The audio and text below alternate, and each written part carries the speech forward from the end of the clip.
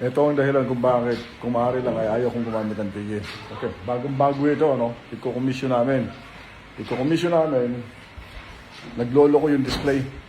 Yung display at saka mga button, yung mga escape, up and down, no? Saka enter, ayaw gumana.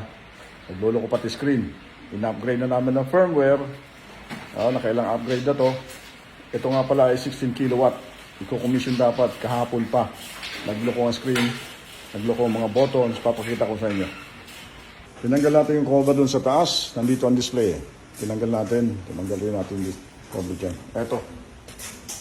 Ito yung papalit natin bago. No? Binigyan naman tayo ng replacement ng supplier. Ang ano lang dito, sakit sa ulo.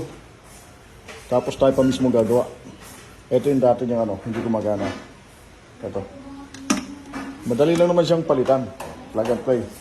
Pero nakalagay dito sa gilid, may dito, sticker warranty. Pagka binuksan mo, mabubuhay na yung warranty.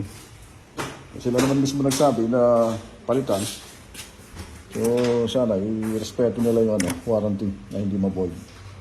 Eto, itutumingin na lang natin at ikabit natin to ulit.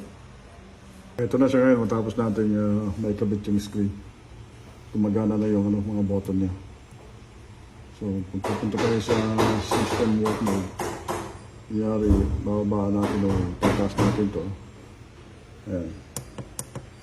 Magana na yung down button. Up, gumagana rin. Yung escape, gumagana na rin. Yung enter, gumagana na rin yan. Battery, lahat yan gumagana na. Okay. Pero masakit sa ulo talaga, sa totoo lang.